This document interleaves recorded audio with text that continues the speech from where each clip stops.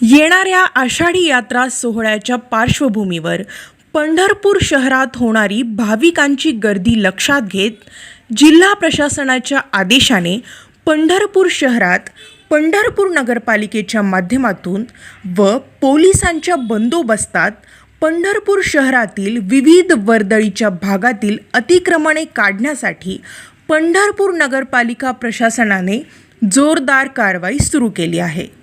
मात्र या कारवाईबाबत नगरपालिकेतील सत्ताधारी व विरोधी आघाडीचे नगरसेवक तसेच विविध पक्ष संघटना पदाधिकारी हे आपली भूमिका मांडताना दिसून आले आहेत। नगरपालिकेच्या अधिकाऱ्यांना धारेवर धरताना दिसून आले आहेत आणि याची मोठी चर्चा शहरात होऊ लागली आहे। एकीकडे शासन शहरातील रस्ते रुंद करण्यासाठी कॉरिडॉर करत आहे, अनेक डीपी रस्त्यांचे रुंदीकरण केले जाणार आहे, तर दुसरीकडे आहेत हे वर्दळीचे रस्ते। अतिक्रमणामुळे अरुंद झाल्याने नागरिकांना त्रास सहन करावा लागत असल्याने अतिक्रमण कारवाईचे समर्थन आणि कारवाईचा विरोध असे दोन मतप्रवाह दिसून येत आहेत। अशावेळी पंढरपूर मर्चंट बँकेचे चेअरमन अमरजीत पाटील यांनी नगरपालिकेस निवेदन देत विविध मुद्दे मांडले आहेत आणि माध्यमांसमोर आपली भूमिका स्पष्ट केली आहे। पंढरपूर शहरामध्ये आषाढी वारीच्या पार्श्वभूमीवरती गेले 2 दिवस पंढरपूर शहरातील प्रमुख मार्गावरचं अतिक्रमण हटवण्याची कारवाई पंढरपूर नगर परिषदेच्या वतीनं सुरू आहे। या संदर्भामध्ये त्या अतिक्रमण निर्मूलनाच्या किंवा हटवायच्या मोहिमेच्या विरोधामध्ये पंढरपूर शहरामध्ये 2 प्रकारचे मतप्रवाह आपल्याला दिसून येत आहेत की याच्यामध्ये एकतर पंढरपूर शहरातील जे प्रमुख रस्ते आहेत ते वाहतुकीसाठी किंवा वर्दळीसाठी मोकळे व्हावेत असं एक मत असणारी लोक आहेत त्याच्यामध्ये, आणि दुसऱ्या बाजूला काही जे छोटे मोठे व्यावसायिक आहेत की ज्यांची अतिक्रमण हटवली गेलेली आहेत त्यांचं असं म्हणणं आहे की आम्हाला या संदर्भामध्ये पूर्वसूचना दिलेली नाही किंवा आम्हाला सांगण्यात आलेलं नाही आणि अचानकपणानं ही अतिक्रमणाची मोहीम काढण्यात आलेली आहे किंवा सुरू करण्यात आलेली आहे। तर या पार्श्वभूमीवरती मी स्वतः पंढरपूर नगर परिषदेला एक निवेदन दिलेलं आहे आणि निवेदनामध्ये मी काही प्रमुख बाबींकडे लक्ष वेधलेलं आहे जे शहरातल्या नागरिकांनी याच्याकडं सगळ्यांनीच लक्ष देणं गरजेचं आहे। एक तर पहिली बाब अशी आहे की पंढरपूर शहरामध्ये रस्ती गल्लोगल्ली प्रचंड मोठं अतिक्रमण झालेलं हे सर्वांना माहीत आहे। अगदी याच्यामध्ये नागरिकांपासून ते अधिकारी असतील किंवा अगदी नगरसेवक असतील जे काही राजकीय पक्षाचे पदाधिकारी कार्यकर्ते आहेत त्यांनाही माहीत आहे की पंढरपूर शहरामध्ये अतिक्रमण हे वाढलेलं आहे किंवा अत्यंत मोठ्या प्रमाणात करण्यात आलेलं आहे। अगदी सर्वसामान्य छोट्या व्यावसायिकांच्या बाबतीत जरी बोलायचं झालं तर प्रत्येक छोटा असो किंवा मोठा व्यावसायिक असो त्याला प्रत्येकाला आपली सीमारेषा माहीत आहे की आपला व्यवसाय आपण कुठपर्यंत ठेवला पाहिजे, परंतु आणि तसं जर बघायला गेलं तर हे प्रत्येकाला माहीत आहे की आपलं स्वतःचं अतिक्रमण किती आहे हे नागरिकांना स्वतःला माहीत आहे। आता असं असताना पंढरपूर नगर परिषदेनं सार्वत्रिकरित्या पेपरला जाहिरात देऊन किंवा बातम्या देऊन असं सांगितलेलं होतं की आषाढी वारीच्या पार्श्वभूमीवरती अतिक्रमण आपली जी आहेत ते आपण काढून घ्यावीत, पण त्याच्यावरती कारवाई न झाल्यामुळं किंवा कुठलाही प्रतिसाद न भेटल्यामुळं नागरिकांच्या विरोधामध्ये किंवा अगदी ह्या व्यावसायिकांच्या विरोधामध्ये नगरपालिकेनं कारवाई केलेली आहे। पण ही करत असताना काही प्रश्न असे उभे राहिलेले आहेत आणि त्यामुळं मी आज निवेदन देऊन अशी मागणी केलेली आहे की जे अतिक्रमण कारवाईमध्ये बाधित झालेले छोटे व्यावसायिक आहेत त्यांचं कायदेशीर पुनर्वसन झालं पाहिजे। कारण का बऱ्याच जणांना असं वाटत असेल की अतिक्रमण हे बेकायदेशीर आहे आणि त्यांचं कायदेशीर पुनर्वसन कसं करायचं, तर हे मुळामध्ये आपसामध्ये एकामेकामध्ये गुंतलेले प्रश्न आहेत। एखादा व्यक्ती रस्त्यावरती अतिक्रमण का करतो तर त्याचं पहिलं कारण असं आहे की त्याला नगरपालिकेचे सध्याचे जे काही वापरात नसलेले किंवा निर्माण केलेले गाळे वगैरे आहेत ते मोठ्या प्रमाणात जे गाळे समजा रिक्त जरी असले तर त्याचं भाडं एखाद्याच्या आर्थिक परिस्थितीमुळे परवडत नसेल, तर अशा परिस्थितीमध्ये त्यानं त्याचा व्यवसाय त्याला जिथं जागा मिळेल त्या ठिकाणी तो निर्माण करतो, त्याला आपण अतिक्रमण म्हणतो की ज्याची काही परवानगी नाही वगैरे। पण वस्तुस्थितीत नागरिकांनी छोट्या व्यावसायिकांनी ह्या शहरामध्ये समजून घेणं गरजेचे आहे की या सर्व छोट्या नागरिकांना आपल्या छोट्या व्यावसायिकांना छोट्या उद्योजकांना त्यांच्या व्यवसायासाठी जागा शोधून देणं आणि त्यांचं कायदेशीर त्यांना तो हक्क मिळवून देण्याची जबाबदारी ही पंढरपूर नगर परिषदेची आहे। जी आजपर्यंत पंढरपूर शहरामध्ये कधीच पाळली गेलेली नाही. ही एक बाब आहे. आता ती जबाबदारी कशाच्या आधारे आहे त्यांची, तर याच्यामध्ये एक कायदा आहे. तो कायदा म्हणजे महानगरपालिका नगरपालिका फेरीवाला व्यवसायाचे विनियमन आदर्श उपविधी 2009. हा आदर्श उपविधी महाराष्ट्रातील सर्व नगरपालिका महानगरपालिका यांना समानरित्या लागू आहे. याच्यामध्ये फेरीवाल्यांचं म्हणजे दोन प्रकार, एक फिरता फेरीवाला आणि स्थिर फेरीवाला. जे छोटे व्यावसायिक आहेत, ज्यांची छोटी छोटी दुकानं आहेत, ती स्थिर फेरीवाल्यामध्ये येतात. याची अंमलबजावणी केली तर या लोकांना व्यवसायासाठी जागा शोधून देणं, त्या ठिकाणी लाईट देणं, पाणी देणं, ही सगळं नगरपालिकेचं कर्तव्य आहे. आणि याच्यासाठी एक समिती कार्यरत असते, जी समिती पंढरपूर नगर परिषदेमध्ये आजपर्यंत आपल्याला पाहता येईल की ती कशी तशा पद्धतीची कधी समिती बनलेलीच नाही. दुसरं एक बाब अशी आहे, या शहरामध्ये जी अत्यंत बाब गंभीर आहे की या शहरामध्ये जी अतिक्रमणं वाढलेली आहेत त्याला प्रचंडरित्या शासकीय अधिकाऱ्यांचं आणि नगरसेवकांचं, आजी माजी नगरसेवकांचं, काही नगरसेवकांचं फार मोठ्या प्रमाणात पाठबळ आहे. ते उघडरित्या ही काही उघड सत्य आहे, सगळ्यांना माहीत आहे. फक्त काय म्हणायचं त्यांना, कथेतल्या प्रमाणे राजा हे कसा आहे, नागवा कोणी म्हणायचं अशी पद्धत आहे ती. पण सगळ्यांना माहीत आहे पंढरपूर नगर परिषदेमध्ये परिस्थिती, शहरामध्ये परिस्थिती अशी आहे की आज बरेचसे नगरसेवक नगरपालिकेच्या जागेवरती लोकांना अतिक्रमण ज्यांनी केलंय त्यांच्याकडून भाडं घेतात. हे अत्यंत जबाबदारीने मी सांगतोय की नगरपालिकेच्या जागेवरती अतिक्रमण केलेल्या लोकांकडनं भाडं खाणारे काही नगरसेवक आहेत.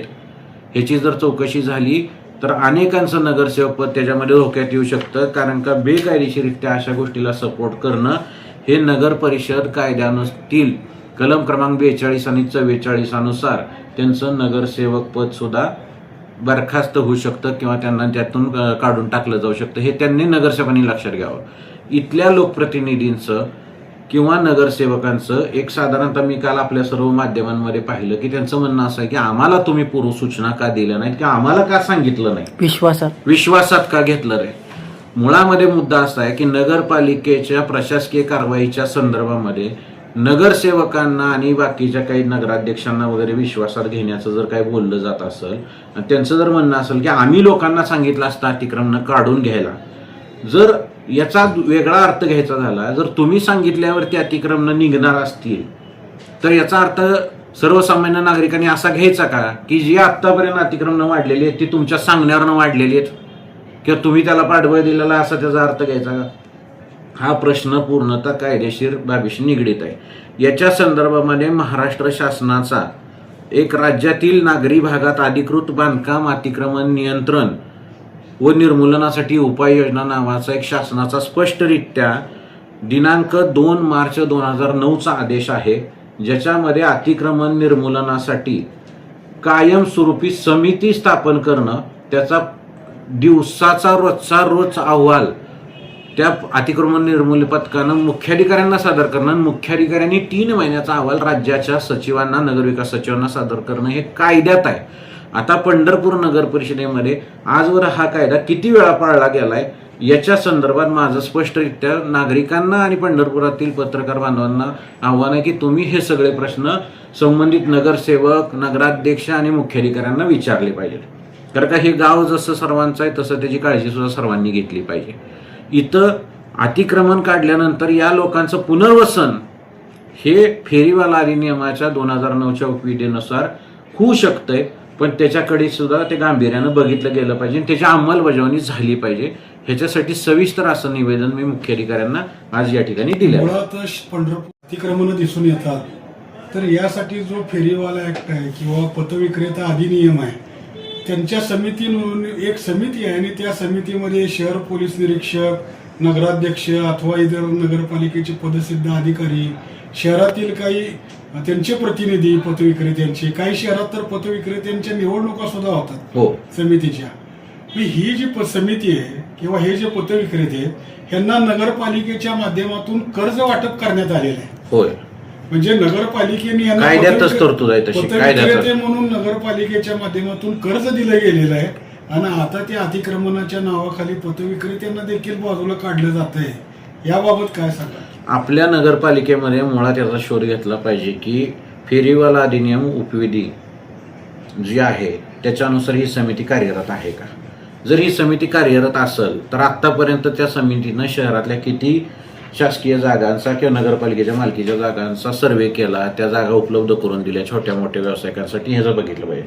कर्ज देण्याचा जो विषय आहे तो मला माहित नाही कर्ज आतापर्यंत शहरात कोणाला दिलंय का? दिलं गेलेलं दिलं. नगरपालिकेच्या माध्यमातून केंद्र सरकारच्या तो योजनेतून ते कर्ज बँकेतून दिलं जातं. मग जर कर्ज दिलं असेल तर त्यांच्या कायदेशीर पुनर्वसनाची जबाबदारी सुद्धा नगरपालिकेचीच आहे, जी 2009च्या फेरीवाला अधिनियमामध्ये स्पष्टरित्या अंतर्भूत आहे. हे सगळं स्पष्ट लिहिलेलं आहे. तुम्ही म्हणता तशा पद्धतीची समिती आहे, त्या समितीच्या किती मिटिंगा झाल्या, त्याच्यामध्ये या फेरीवालातले स्थिर आणि फिरते फेरीवाल्यातले कोण प्रतिनिधी त्याच्यामध्ये आहेत, महिला प्रतिनिधी घ्यायचे आहेत, हे सगळ्याबाबत हिथं फार अन्नभिन्नता आहे की म्हणजे त्याच्यामध्ये अज्ञान दिसून येतंय किंवा नगरपालिकेला या संदर्भात काम करायचं नाही असं स्पष्टता दिसून दुसरा येते. एक आरोप असा की शहरामध्ये जे अतिक्रमण आहेत तर विशिष्टच अतिक्रमणं काढली जातात आणि विशिष्ट भागामध्ये कारवाईच होत नाही. त्या ठिकाणी मात्र गल्लीबोळातून काही लोकांनी जागा बळकवलेल्या आहेत, अतिक्रमणं केलेली आहेत, त्याच्यावर कारवाई होत नाही. नगरपालिकेच्या ज्या खुल्या जागा आहेत, पटांगण आहेत, त्या ठिकाणी मोठमोठ्या स्वरूपात अतिक्रमण करून त्या जागा वापरल्या जातात आणि छोट्या छोट्या विक्रेत्यांना मात्र त्रास दिला जातो, अशी एक चर्चा आरोप होताना दिसतो. नाही आरोप नाही, ही सत्यता आहे. पंढरपूर शहराच्या बाबतीत 100% ही सत्यता आहे आणि म्हणूनच त्या निवेदनामध्ये शेवटी लिहिताना मी एवढंच लिहिलेलं आहे की पंढरपूर नगर परिषदेनं याच्या पूर्वी जे काही करारानं जागा दिलेल्या आहेत पण त्याचा करार भंग झालेला आहे, म्हणजे जो करार फुलफिल झालेला नाही किंवा करार केला एका कारणासाठी आणि वापर दुसऱ्याच कारणासाठी, अशा जागा आहेत. याच्यामध्ये स्पष्टरित्या अनेक माजी राजकीय पुढारी आहेत, नगरसेवक आहेत की ज्यांनी नगरपालिकेच्या जागांवरती बेकायदेशीररित्या ताबा घेतलेला आहे. त्या जागा खरं तर नगरपालिकेनं स्वतःहून अधिकाऱ्यांनी ठोसपणानं कारवाई करून त्या मुक्त करणं गरजेचं आहे. आणि या ठिकाणी या छोट्या सर्व व्यापारी वर्गांनी ज्यांचा काल अतिक्रमणामध्ये अतिक्रमण काढलं गेलेलं आहे, या सर्व नागरिकांनी एक बाब अत्यंत स्वच्छरित्या समजून घेणं गरजेचं आहे.